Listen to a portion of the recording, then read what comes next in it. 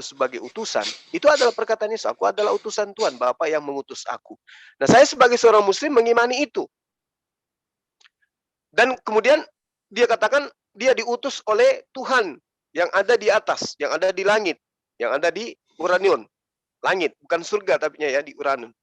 Nah, saya juga mengimani itu, bahwa Yesus itu adalah utusan Tuhan yang ada di langit. Nah, jika demikian, adakah perkataan-perkataan Yesus yang bisa dijadikan sebagai sandaran untuk menghakimi kami umat Islam? Kalau ada, tolong tunjukkan perkataan Yesus yang mana itu. Demikian. Oke, terima kasih. Waktu habis. Kemudian open statement untuk Bang Ferry, waktu 3 menit. Silakan Bang Ferry. Oke, terima kasih. Selamat malam, salam sejahtera bagi kita semua. Tentunya pertama-tama kita mengucap syukur kepada Tuhan, oleh karena kasih dan setianya kita boleh nikmati, bahkan nafas hidup kasih karunia-Nya kita boleh nikmati sampai pada malam ini, detik ini. Terima kasih juga kepada Brother Suma yang sudah memberikan waktu ya untuk kita berdiskusi, dan juga kepada host, terima kasih. Oke, berbicara tentang firman Tuhan, segala sesuatu yang diucapkan oleh Yesus tentunya itu merupakan firman Tuhan. Jadi apa yang keluar dari mulut Tuhan Yesus, ya kami menganggap Yesus sebagai Tuhan ya, adalah merupakan firman Tuhan. Dan ketika kita tidak mengikuti akan apa yang disampaikan oleh Yesus, itu menjadi hukum bagi siapa yang tidak menurut akan perintah Tuhan. Ya, seperti yang tadi yang saya juga setelah mengikuti akan diskusi yang sudah dibawakan oleh Brother Suma dan Brother apa tadi? Lawan diskusi yang tadi Satria ya? Satria Injil. Brother Satria. Dan Brother Suma sudah mengakui ya bahwa Yesus itu adalah Mesias.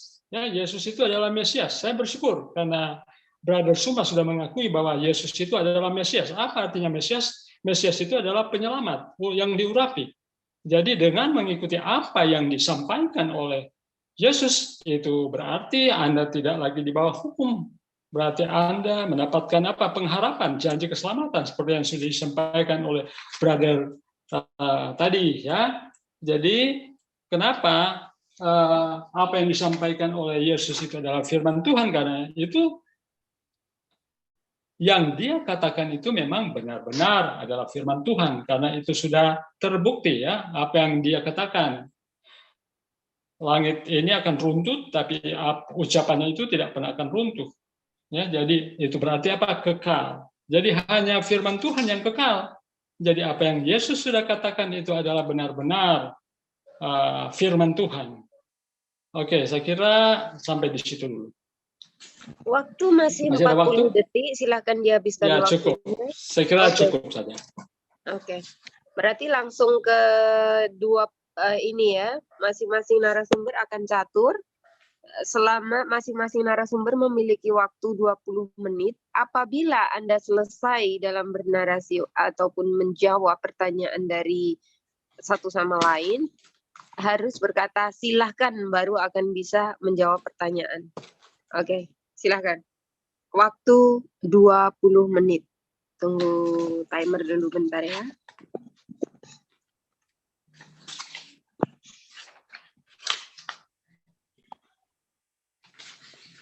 Bang Ilyas? Bentar. Oke. Diatur dulu timer. Oke, siap. Bentar, baik saya kebuka ini. Bentar ya. Iya.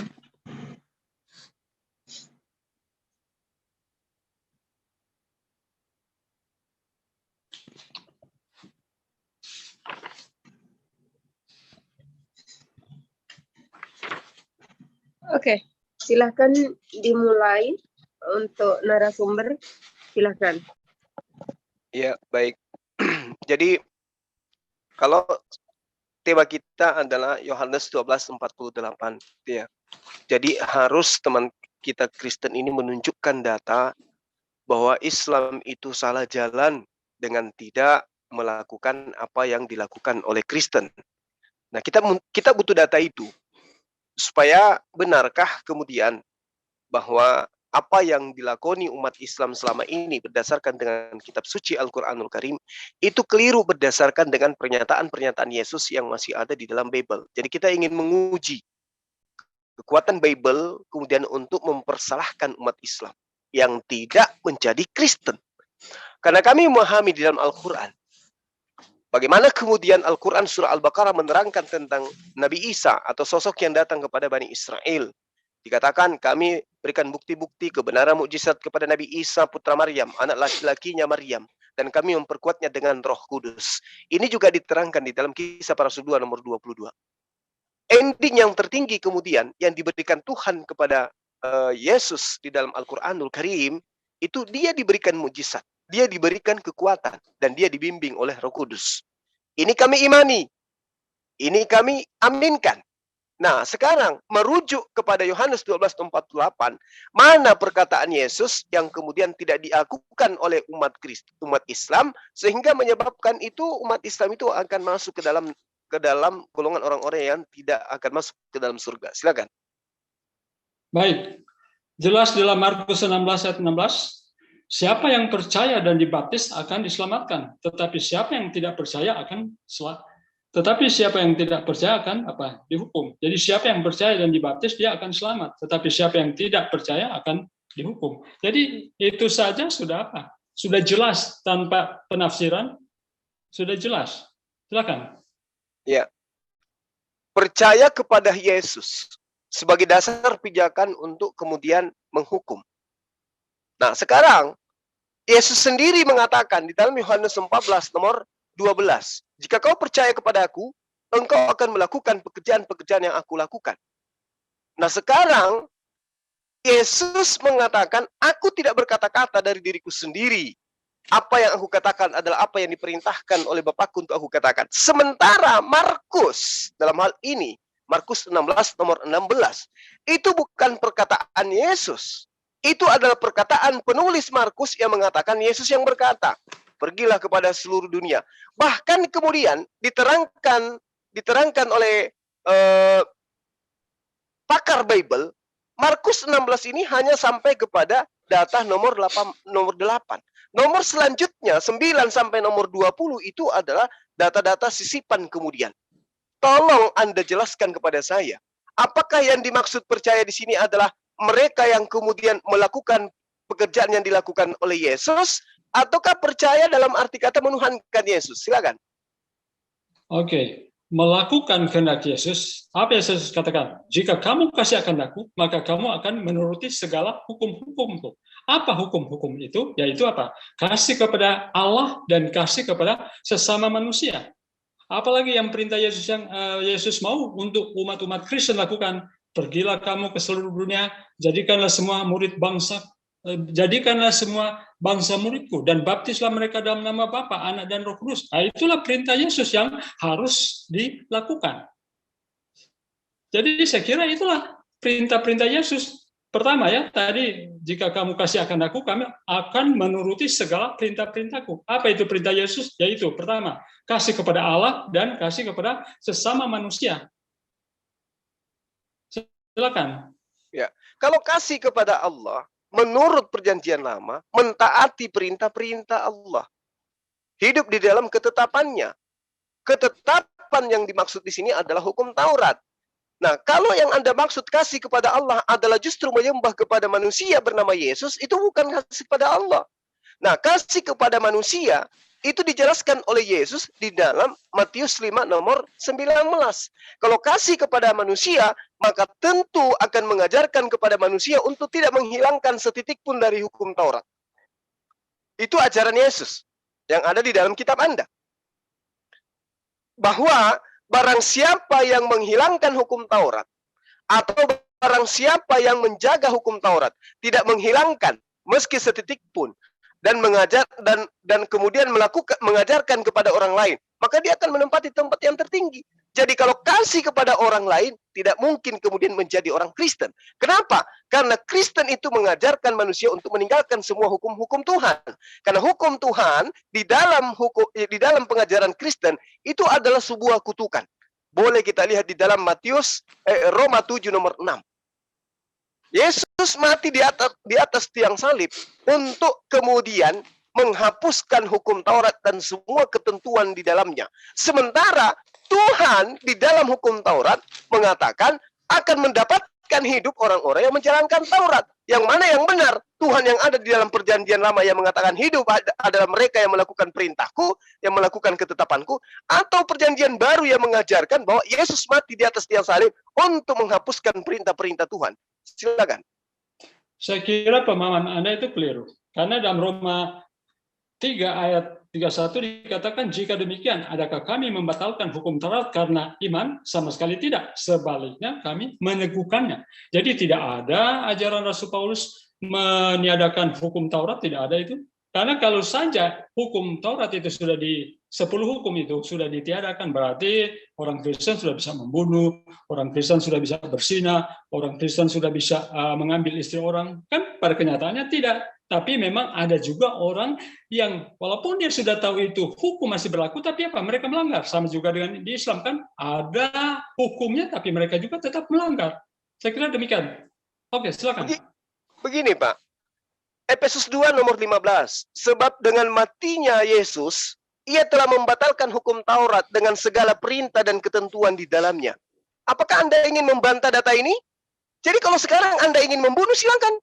Kenapa? Karena hukum Taurat itu sudah dibatalkan, sudah dihapuskan oleh Yesus beserta dengan segala perintah dan ketentuannya. Segala perintah dan ketentuannya. Anda paham itu? Silakan.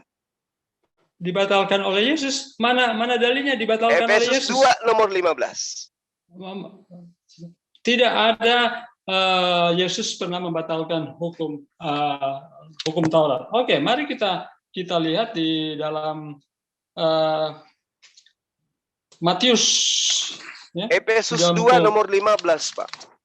Tadi saya sudah bantah dengan Roma pasal 3 ayat 31. Nah, ini datanya.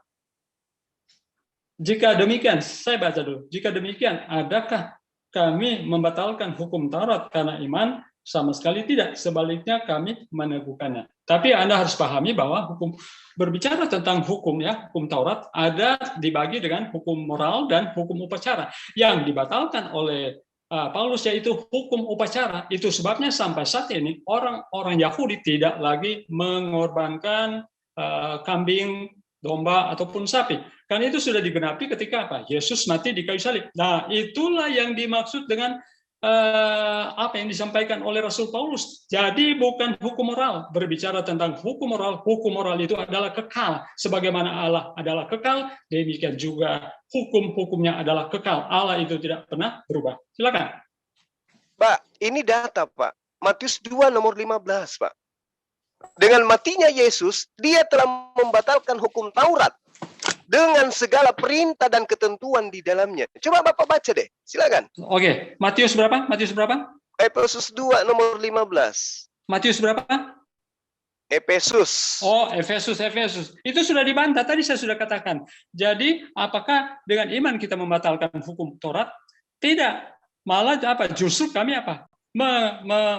Meneguhkannya. Tapi yang saya katakan tadi, ada ketentuan-ketentuan yang sudah memang tidak berlaku. Itu sudah digenapi ketika Yesus mati di kayu salib. Contohnya ketika mereka mengadakan korban untuk penebusan dosa.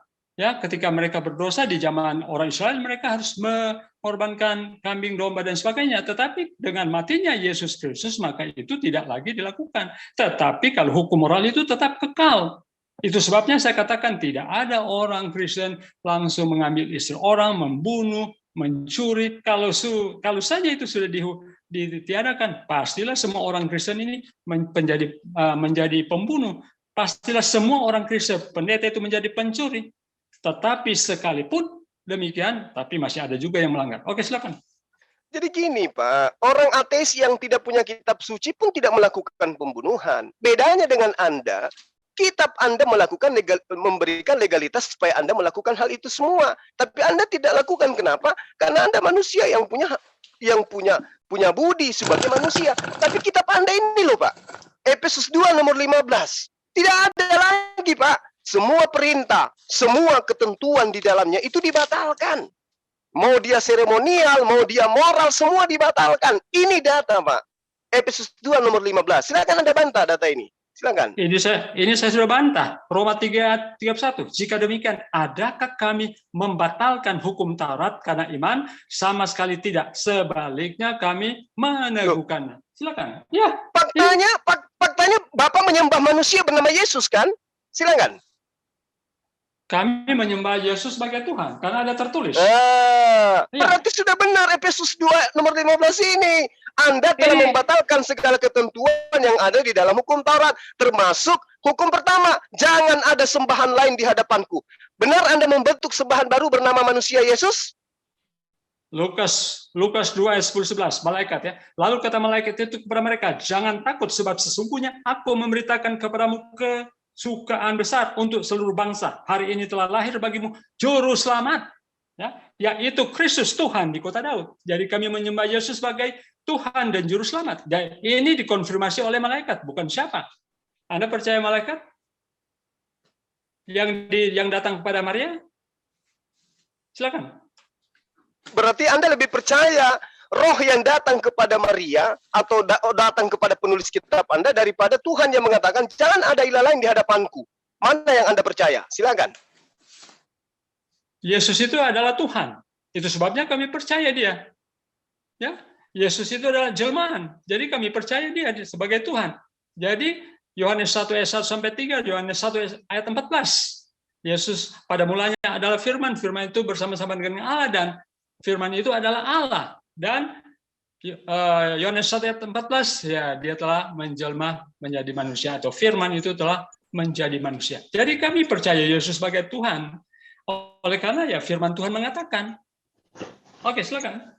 Iya, berarti benar kan Anda membentuk ilah lain selain daripada Tuhannya Nabi Musa, benar kan? Silakan. Kami tidak membentuk Tuhan yang lain karena Tuhan kami esa, yaitu Yesus. Dia itu jelmaan. Jadi Yesus itu jelmaan ya. Jadi Allah menjelma menjadi manusia sesuai dengan Yohanes 1 ayat 14. Silakan. Oke, berarti yang mati dibunuh ini adalah pencipta langit dan bumi. Dia datang sebagai manusia. Silakan. Iya. Iya. Berarti yang mati ini adalah pencipta langit dan bumi. Silakan. Dia adalah manusia. Dia datang sebagai manusia, tetapi dia adalah Allah juga. Silakan. Berarti ilah lain kan selain daripada Tuhannya Nabi Musa? Oh, dia itu adalah Allah Abraham, Ishak, yang Yakub yang telah menjelma menjadi manusia. Yohanes 1 ayat 14. Iya, jadi ketika Anda mengatakan Tuhan ada dalam rupa manusia, Anda sudah melanggar dan Anda sudah mengikuti Paulus di dalam Efesus 2 nomor 15. Jangan ada ilah lain di hadapanku. Ternyata Anda membuat ilah baru dari manusia. Bukan begitu?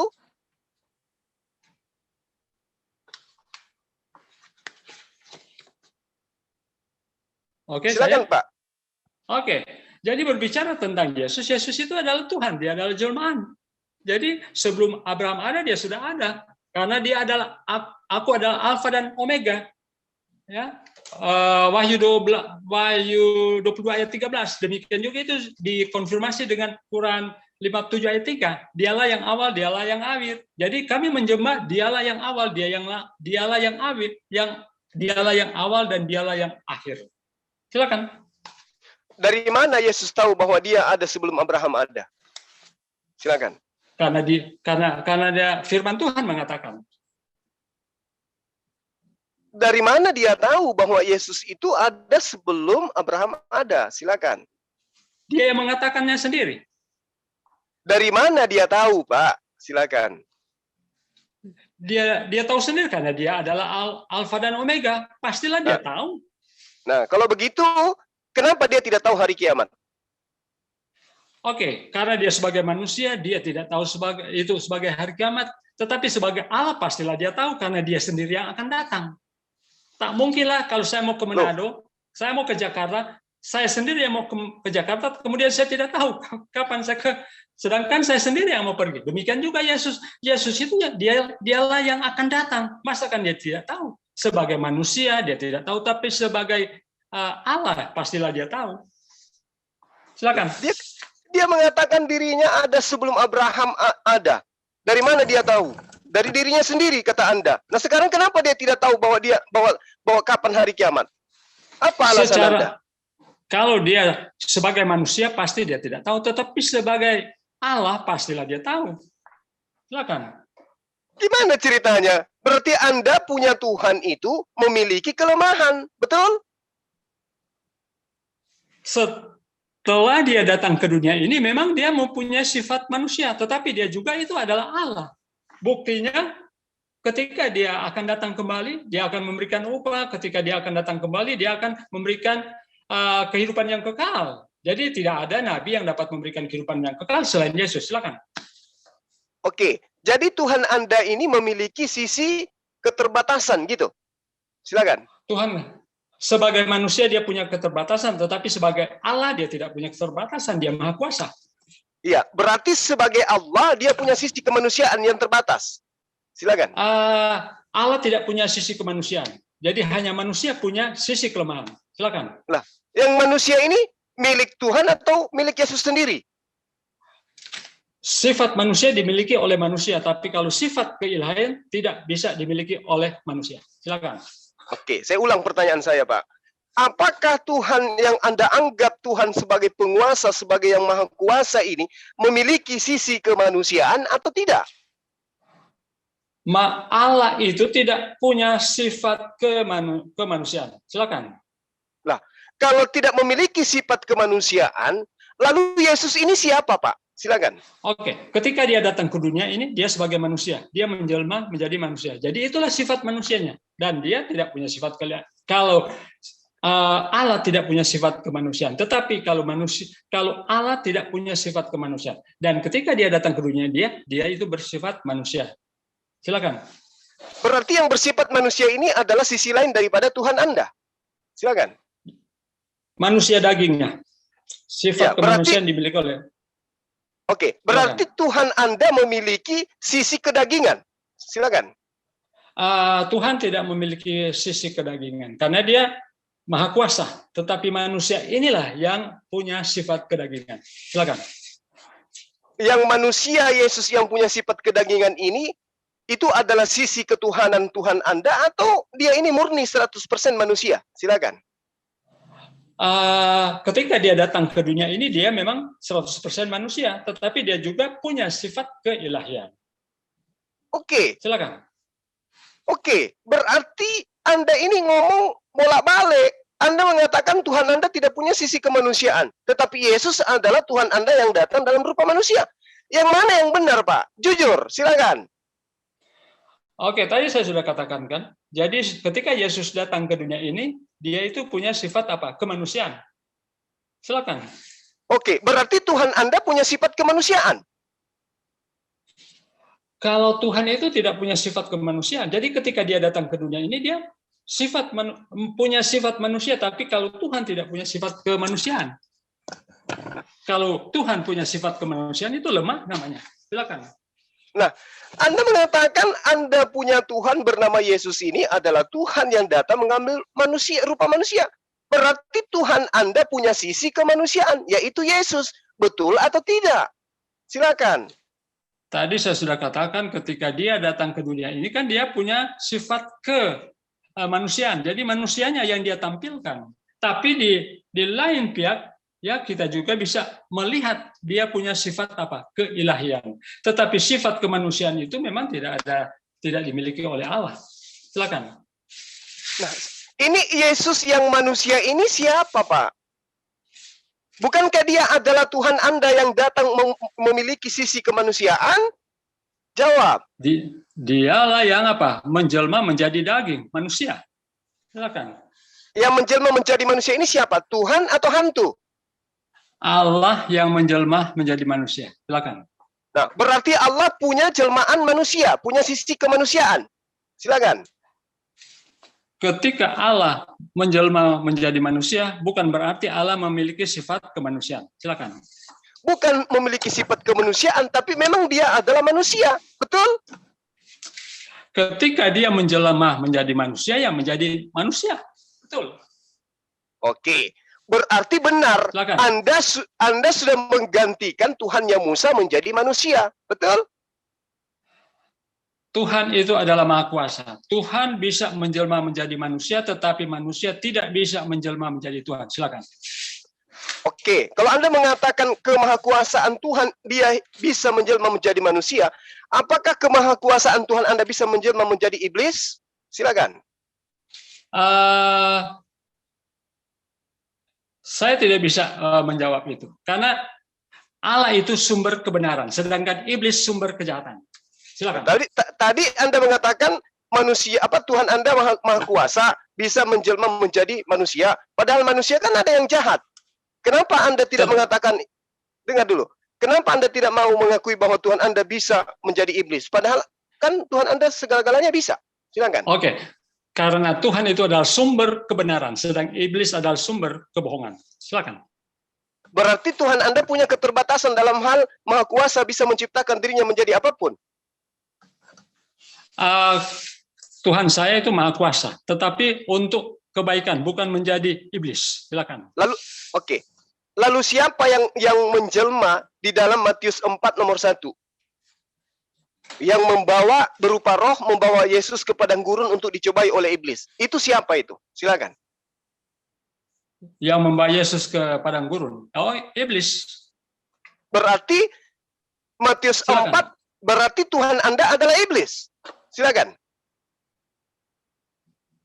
Oh, jelas-jelas tidak. Silakan. Oke. Coba Anda lihat di dalam Matius 4 nomor 1. Moderator bisa tampilkan?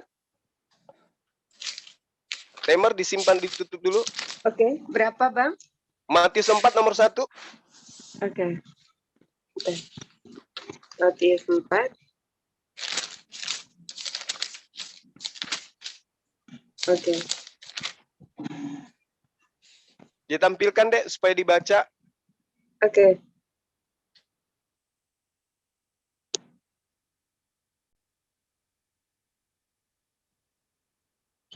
Oke, silahkan Bang dibaca. Ya, di situ Atau diterangkan saya Pak. Ya, waktu saya dijalankan. Maka Yesus dibawa oleh roh. 1. Yesus 1, roh 2, iblis 3. Tuhan Anda adalah roh. Roh yang dimaksud membawa Yesus ke padang gurun ini Tuhan atau iblis? Silakan. Roh Allah. Bukan iblis. Oke, ya. Roh Allah. Ya, silakan. Kenapa Tuhan Anda membawa Tuhan Yesus untuk Tuhan roh membawa Tuhan manusia untuk dicobai oleh iblis? Berapa Tuhan Anda sebenarnya? Silakan. Ya, inilah mau menunjukkan kemahakuasaan Tuhan. Ya, walaupun Yesus itu adalah manusia, tetapi manusia ketika dia datang ke dunia ini, tetapi dia bisa mengalahkan setan. Silakan.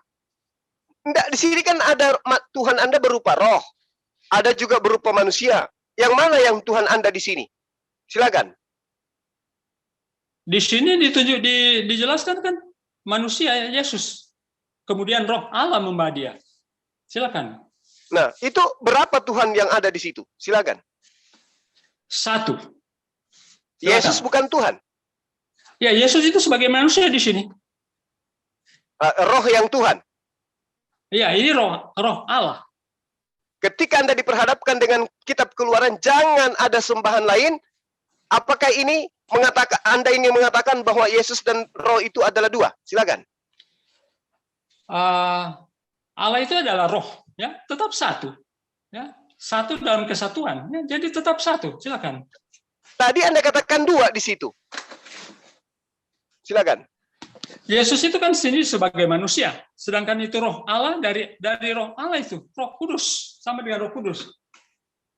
Yang menjelma menjadi Yesus siapa, Pak? Silakan. Dagingnya. Ya, yang menjelma menjadi Yesus siapa? Firman. Bukan roh. Bukan. Jadi antara roh dan firman beda. Beda. Tuhan Anda ada berapa? 1. Yang firman atau roh? Firman itu telah menjadi manusia, tetap 1. Yang roh dan yang firman yang mana ini? Yohanes 1 ayat 1. Ya, terus yang roh mana di situ? Ya, roh Allah yang membawa Yesus ke padang gurun. Silakan. Yesus adalah Tuhan Anda. Roh yang membawa Yesus ke padang gurun Tuhan Anda. Di situ ada berapa Tuhan, Pak? Satu Tuhan, karena Yesus ketika dia datang ke dunia ini kan dia sebagai wujud manusia. Firman yang nusul menjadi manusia. Silakan. Berarti Tuhan Anda pernah menjadi bukan Tuhan. Dia menjelma menjadi manusia. Ya, pada saat dia menjelma menjadi manusia, berarti ada saat di mana Tuhan Anda bukan Tuhan. Silakan. Itu sebabnya kan ada 3 oknum. Allah Bapa, Anak, dan Roh Kudus. Jadi yang datang ke dunia ini adalah manusianya, daging. Jadi firman yang nusul menjadi manusia. Silakan. Iya, berarti Tuhan Anda pernah berhenti menjadi Tuhan. Silakan. Oh, tidak pernah. Tidak pernah. Ketika dia menjelma menjadi manusia itu kan dagingnya. Iya, maksud saya ketika dia menjadi daging, dia masih Tuhan atau bukan? Ketika dia menjadi daging, ya itu daging, bukan Tuhan lagi. Nah, kalau dia bukan Tuhan, berarti Tuhan Anda pernah berhenti menjadi Tuhan. Tuhan itu kekal. Jadi ketika dia datang ke dunia ini, dia itu menjelma menjadi manusia, manusia seperti kita. Berarti Tuhan Anda pernah berhenti menjadi Tuhan, tetapi menjadi manusia. Silakan. Tuhan itu tidak pernah berhenti menjadi Tuhan. Tuhan itu kekal. Silakan. Berarti ketika dia menjadi manusia tetap Tuhan. Tadi saya sudah katakan, itu berulang-ulang ya. Jadi ketika dia datang ke dunia ini, dia sebagai apa? Manusia. Manusia seperti kita. Merasakan lapar dan sebagainya. Tetapi Tuhan itu tidak apa? Tidak maksudnya kekal. Tuhan itu kekal.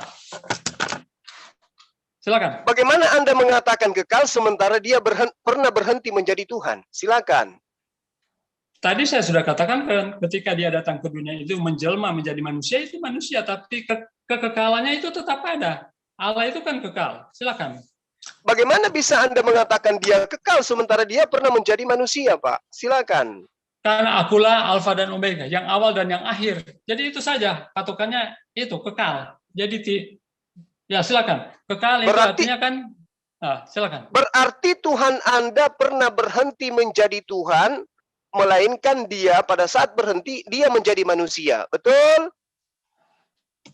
Tuhan itu kekal. Jadi sekali lagi ketika dia datang ke dunia ini, dia menjelma menjadi manusia. Firman yang telah nusul menjadi manusia. Allah yang menjelma menjadi manusia. Silakan. Pada saat dia menjelma, apakah dia masih Tuhan? Tadi kan saya sudah katakan menjelma menjadi manusia. Ya, pada saat dia menjelma menjadi manusia, apakah dia masih Tuhan? Manusia.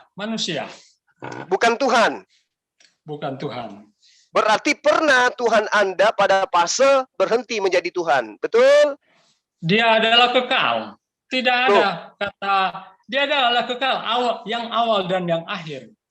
Kan kita tidak bisa menjelaskan seutuhnya keberadaan Tuhan itu. Silakan. Tuhan Anda pernah menjadi manusia. Pada saat dia menjadi manusia, apakah dia tetap Tuhan? Anda katakan tidak. Berarti Tuhan Anda pernah berhenti menjadi Tuhan. Dan dia menjadi manusia. Betul atau tidak? Saya sudah katakan, ketika dia datang ke dunia ini dia menjadi manusia. Tetapi karena dia itu adalah awalnya Allah, jadi dia kekal. Silakan. Bagaimana bisa kekal sementara dia menjadi manusia? Makanya aku tanya, Pak, apakah pada saat dia manusia dia adalah Tuhan? Anda mengatakan dia manusia. Apakah pada saat dia manusia dia adalah Tuhan? Anda mengatakan bukan. Berarti yang mana yang kekal? Anda katakan kekal. Sementara dia pernah berhenti menjadi Tuhan, melainkan menjadi manusia. Gimana itu, Pak? Tadi saya sudah katakan ketika dia datang ke dunia ini, dia adalah manusia. Tapi berarti firman yang nusul menjadi manusia, ya, firman yang nusul menjadi manusia, Allah yang menjelma menjadi manusia. Tapi Allah itu kan kekal, jadi keilahiannya itu tetap kekal. Silakan. Kalau Tuhan Anda kekal, berarti selamanya menjadi Tuhan, tidak pernah menjadi bukan Tuhan. Sekarang saya tanya Bapak, ketika Yesus menjadi manusia, apakah dia masih Tuhan? Jawab. Tadi saya sudah katakan juga kan, ketika dia menjelma menjadi manusia, ya firman yang nusul menjadi manusia, Allah yang menjelma menjadi manusia, tetapi sifatnya kan tetap Allah, kekal. Sifat keilahiannya tetap kekal. Hanya dagingnya saja. Silakan. Yang menjadi Tuhan ini kan sudah menjadi manusia, Pak. Kan dia sudah menjadi manusia. Berarti sifatnya sudah sifat manusia. Hakikatnya sudah hakikat manusia. Makanya saya tanya, kalau dia masih punya sifat keilahian, apakah pada sisi Tuhan Anda ada sisi kemanusiaan? Anda mengatakan tidak ada. Berarti yang menjadi manusia ini siapa? Tuhan saya, itulah firman. Loh, saya tanya lagi, apakah Tuhan Anda pernah berhenti menjadi Tuhan? Anda katakan tidak. Lalu yang manusia ini siapa? Yang manusia ini siapa? Tuhan yang menjadi manusia. Berarti ketika dia menjadi manusia, dia bukan Tuhan. Berarti Tuhan Anda pernah berhenti menjadi Tuhan. Betul nggak itu seperti itu, Pak? Silakan. Tidak seperti itu. Jadi tadi sudah dibalik-balikan. Ketika Yesus datang ke dunia ini, dia menjelma menjadi firman yang nusul menjadi manusia, ya. Allah yang menjelma menjadi manusia, tetapi sifat keilahiannya tetap ada itu. Jadi Tuhan tidak pernah berhenti menjadi Tuhan, karena Tuhan itu kekal. Oke, silakan. Kenapa kalau sifatnya seperti masih ada ketuhanan, kenapa dia nggak tahu hari kiamat? Nah, justru itu tadi saya sudah katakan kan, ketika dia punya sifat kemanusiaan dia tidak tahu, tapi sifat keilahiannya tetap ada. Silakan. Berarti pernah Tuhan Anda itu tidak menjadi Tuhan, Pak. Pada saat dia tidak mengetahui hari kiamat, dia bukan Tuhan. Betul? Dia itu adalah kekal. Aku adalah Alfa dan Omega. Jadi Kalau dia kekal, kenapa dia nggak tahu hari kiamat? Sebagai manusia dia tidak tahu, tetapi sebagai keilahian dia pasti tahu, karena dia itu adalah Allah kekal. Berarti dia tidak kekal, Pak. Karena dia pernah tidak tahu menjadi Tuhan itu dia nggak tahu hari kiamat. Pernah kehilangan identitas sebagai Tuhan. Pada saat kapan? Pada saat dia tidak tahu hari kiamat. Betul?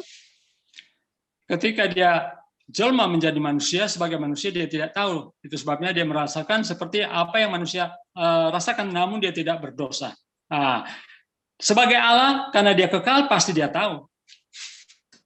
Silakan. Kenapa Anda lebih tahu daripada Yesus, sementara Yesus sendiri dengan mulutnya mengatakan dia tidak tahu?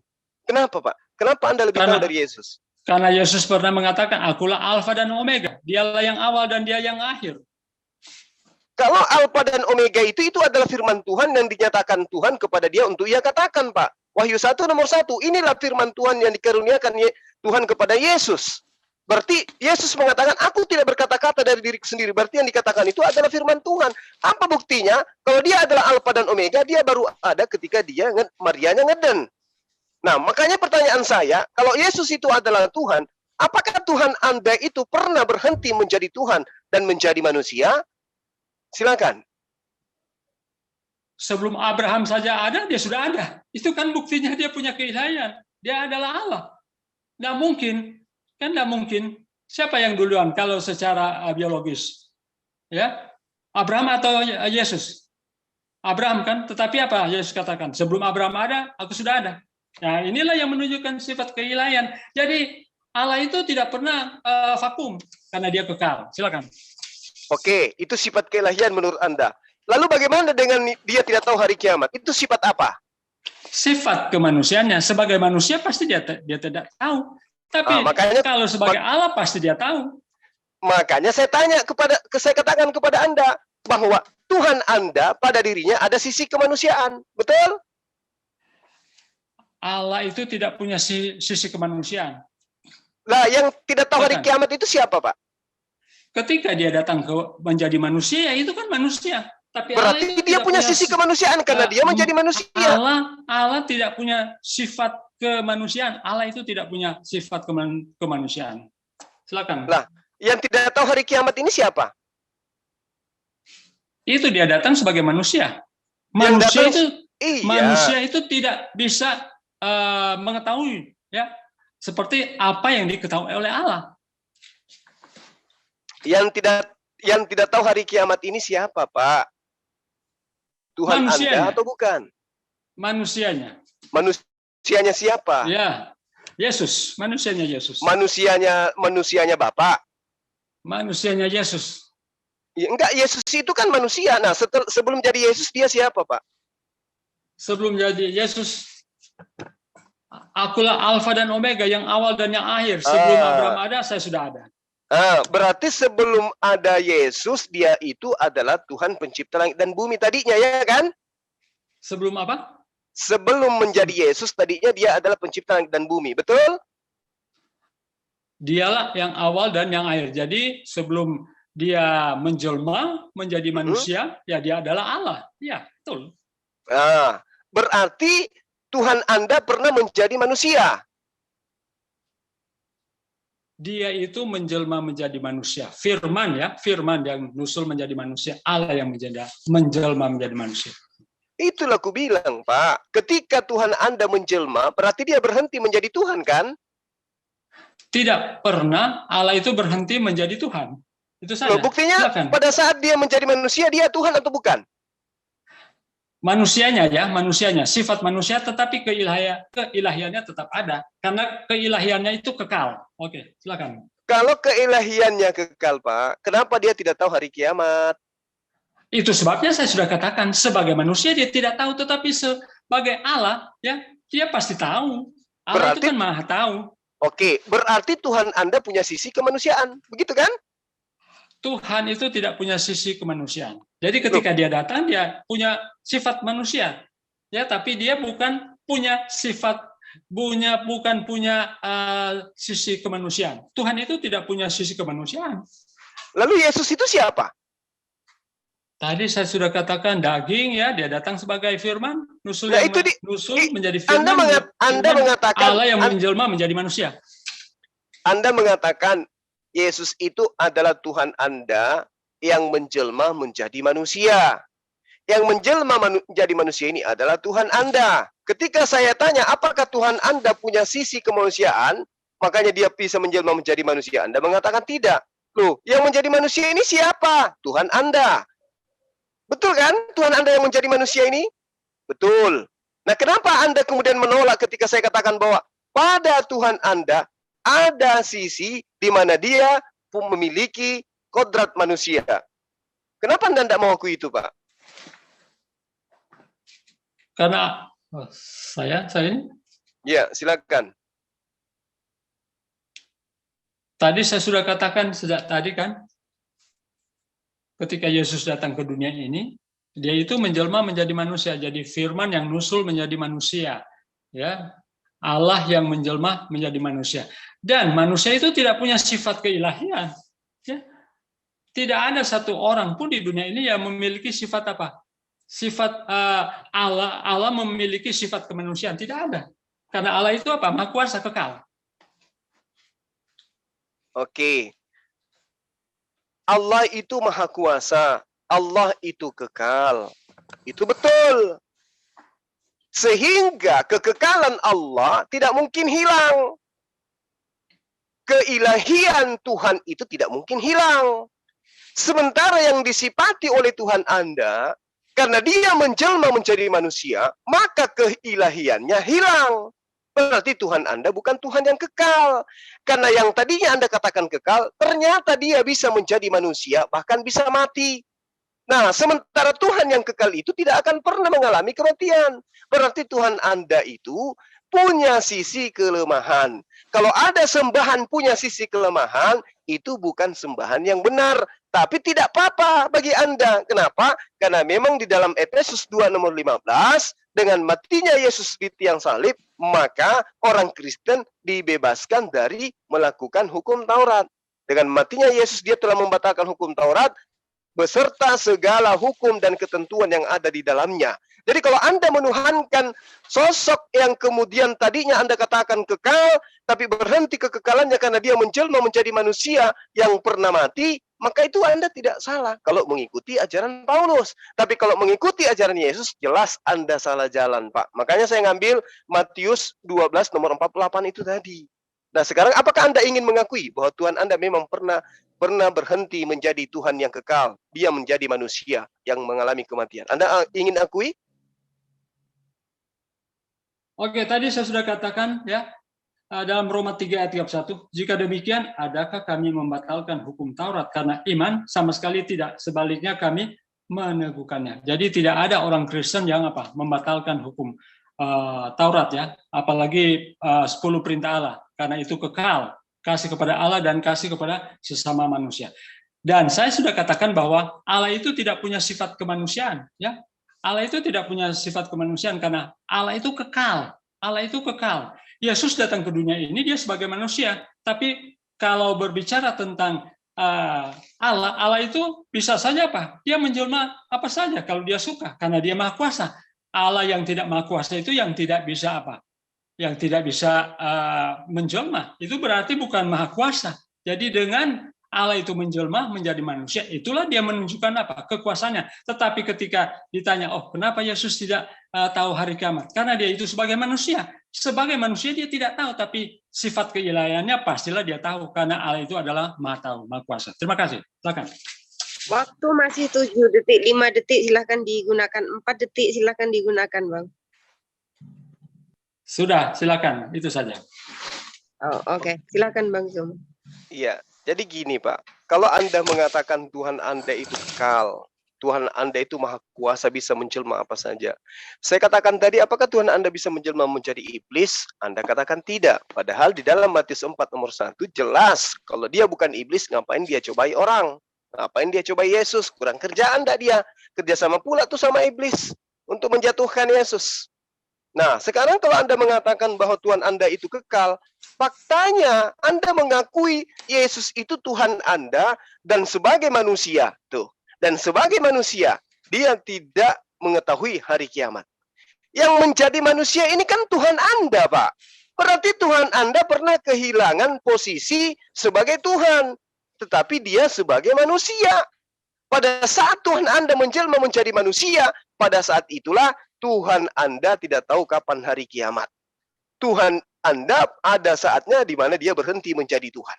Kalau Anda mengatakan, oh tidak, itu sisi kemanusiaannya. Justru karena sisi kemanusiaannya itulah membuat dia tidak tahu hari kiamat.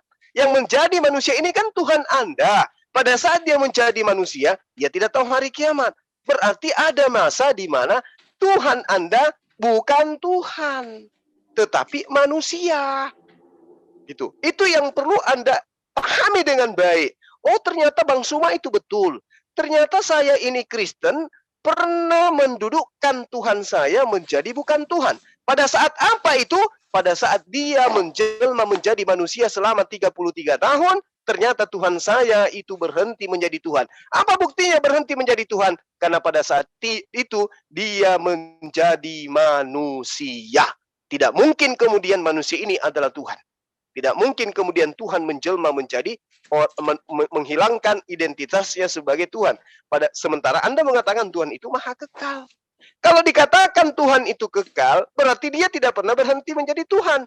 Karena dia tidak pernah berhenti menjadi Tuhan, maka dia tidak mungkin menjadi bukan Tuhan. Karena dia tidak mungkin menjadi bukan Tuhan, maka dia tidak mungkin menjadi manusia. Karena kalau dia menjadi manusia, disitulah dia menjadi bukan Tuhan. Karena Tuhan bukan manusia, karena Tuhan bukan anak manusia. Sementara Yesus adalah manusia, maka saya katakan, teman-teman Kristen memang adalah penyembah manusia. Karena Tuhan tidak mungkin berubah identitas yang tadinya Tuhan mengganti kemudian identitasnya menjadi manusia. Demikian. Waktu habis. Terima kasih Bang Suma. Terima kasih Bang Ferry. Sekarang waktunya. Oke, makasih. Sekarang waktunya untuk closing statement. Masing-masing 3 menit. Oke. Bang Ferry, 3 menit untuk Bang Ferry, closing statement. Sebentar ya, tunggu timer dulu. Yang mulai tadi siapa, Dek? Bang Juma, sekarang iya. Bang Ferry untuk closing. Oke, silakan Bang Ferry. Oke, terima kasih ya. Jadi pertama-tama terima kasih Brother Suma yang sudah meluangkan waktu untuk diskusi pada malam ini. Jadi berbicara tentang apa yang sudah disampaikan oleh Yesus, itu adalah firman yang kekal. Jadi apa yang dikatakan oleh firman Tuhan seperti kalau kamu tidak dibaptis, tidak percaya berarti apa? Kamu akan apa? Menerima hukuman. Jadi itu jelas sekali. Kemudian kami menyembah Yesus karena dia adalah Tuhan dan Juru Selamat. Sudah dikatakan dalam Lukas pasal 2 ayat 10-11. Lalu kata malaikat itu kepada mereka, jangan takut, sebab sesungguhnya aku memberikan kepadamu kesukaan besar untuk seluruh bangsa. Hari ini telah lahir bagimu juru selamat, yaitu Kristus Tuhan di kota Daud. Ini malaikat yang mengatakan. Kemudian siapa lagi yang mengatakan bahwa Yesus adalah Tuhan? Thomas dalam Yohanes 20 ayat 28-29. Thomas menjawab dia, ya Tuhanku dan Allahku, kata Yesus kepadanya. Karena engkau telah melihat aku, maka engkau percaya. Berbahagialah mereka yang tidak melihat namun percaya. Ya. Kemudian Yesus juga dalam Matius 12 ayat 8, karena anak manusia adalah Tuhan atas hari Sabat. Ya. Jadi kami meyakini Yesus adalah Tuhan, kan ini telah dikonfirmasi di dalam Lukas 2 ayat 10 dan 11, Yohanes 20 ayat 28 dan 29, kemudian Matius 12 ayat 8. Dan Allah itu Maha Kuasa. Itu sebabnya apa? Dia bisa apa? Menjelma menjadi manusia. Kenapa Bro Suma tadi katakan Yesus bisa, Allah itu bisa menjelma menjadi setan? Lah nggak mungkin lah. Allah itu kan sumber kebenaran, bukan sumber kejahatan. Kalau setan itu bisa apa? Berubah, menjelma menjadi malaikat terang. Tetapi kalau Allah nggak mungkin akan menjelma menjadi setan, karena dia itu adalah sumber kebenaran, sumber terang. Ya. Masih berapa menit lagi? Halo? Waktu masih 1 menit, silakan. Oke, 1 menit. Jadi dengan apa yang saya sudah kemukakan tadi, kenapa kami menyembah Yesus? Karena Yesus itu adalah Tuhan. Ya, Yesus sudah memberikan jaminan kepada kita. Tidak ada yang dapat memberikan kehidupan kekal, jaminan kehidupan kekal kecuali Yesus. Akulah jalan kebenaran dan hidup. Tak seorang pun datang kepada Bapa kecuali melalui Yesus. Jadi tidak ada satu oknum yang bisa mengatakan akulah jalan dan kebenaran dan hidup. Hanya Yesus. Ya. Oleh sebab itu kami menerima Yesus sebagai Tuhan dan Juru Selamat, Mesias. Dan saya bersyukur oleh karena Brother Suma tadi sudah mempercayai bahwa Yesus itu adalah Mesias, Juru Selamat. Oke, saya kira demikian. Terima kasih. Kalau ada salah kata, mohon maaf dan Tuhan memberkati. Oke. Waktu sebentar.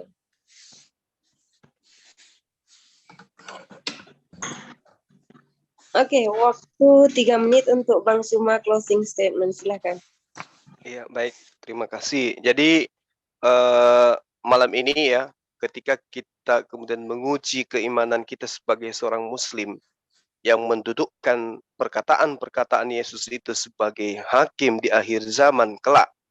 Di antaranya kemudian adalah aku diutus hanya kepada domba yang hilang dari Bani Israel.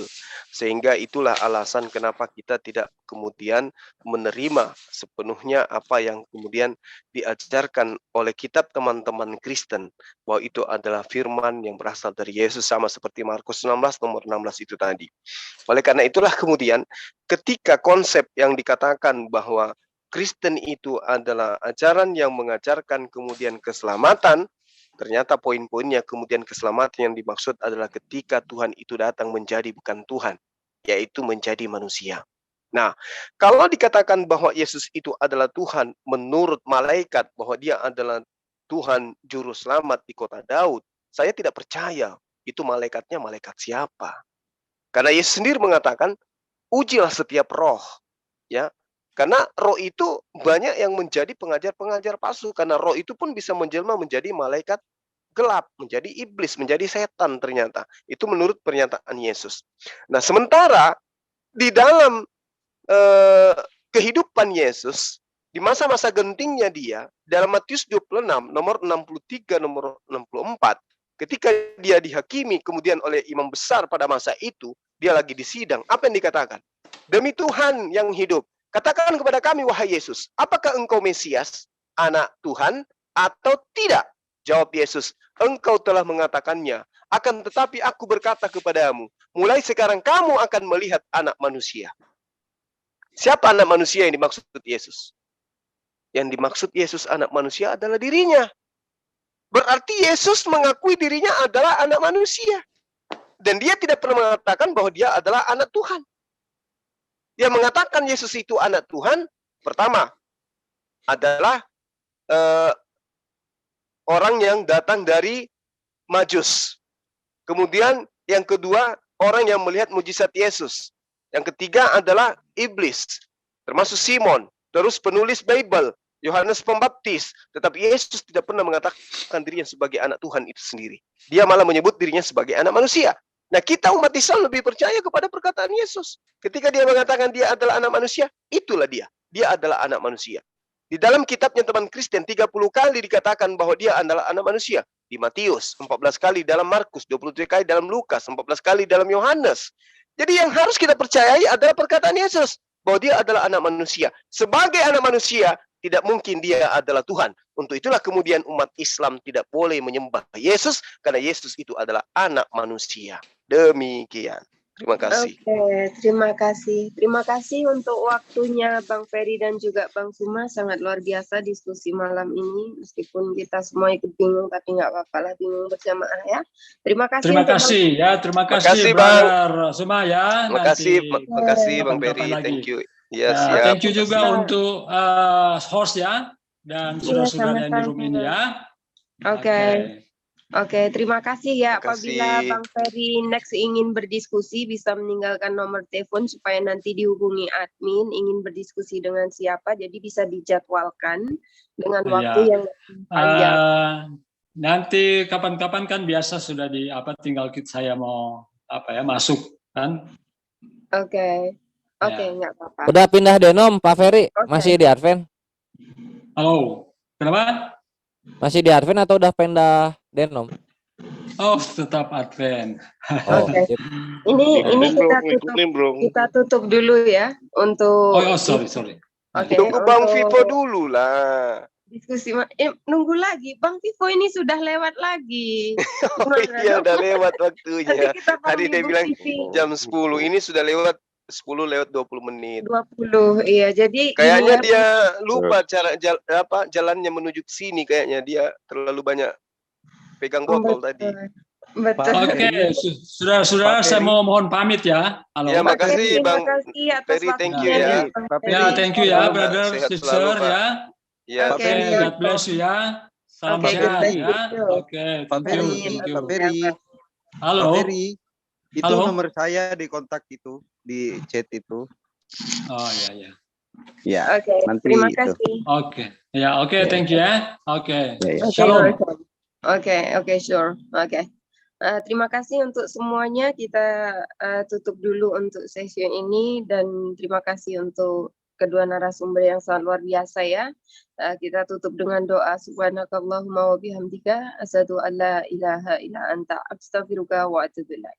Wassalamualaikum warahmatullahi wabarakatuh.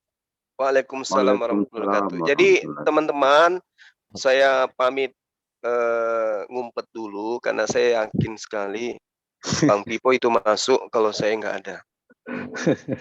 Saya keluar dulu, tapi admin saya tetap stay untuk menunggu kedatangan anak saya yang bungsu, yaitu Bang Pipo. Saya pamit. Pipo udah jalan, Gurunda. Warahmatullahi wabarakatuh. Gimana deh? Waalaikumsalam warahmatullahi wabarakatuh. Pipo udah Gimana, jalan. Mentalnya ketinggalan. Balik lagi dia. Iya. Kita anggap dia adalah saudara kita yang lucu-lucu aja, lucu-lucuan. Haleluya juga sebentar masuk itu kalau Bang Juma keluar. Oh, Hale masih hidup. Oke. Masya Allah, baik banget Allah sama dia. Oke, saya Dia pamit dulu ya, ada. tapi saya monitor ya. Ya, Siap, Gurunda. Assalamualaikum warahmatullahi wabarakatuh. Waalaikumsalam warahmatullahi Teman-teman wabarakatuh. di live chat juga terima kasih banyak, antum semua luar biasa. Masya Allah. Salam tauhid, salam satu akidah, salam satu Tuhan. Allahu Akbar. Allahu Akbar. Allahu Akbar.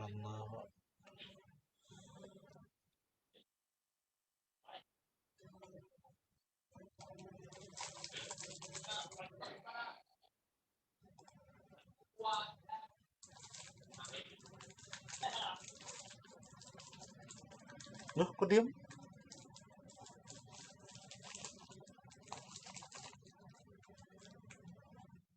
Sebentar ya, saya matikan live saya dulu karena Bang Ucok. Bang Ucok. Bang Saya Ucok, udah, Oke, saya udah matiin live. Saya belum. Bentar ya. Ya.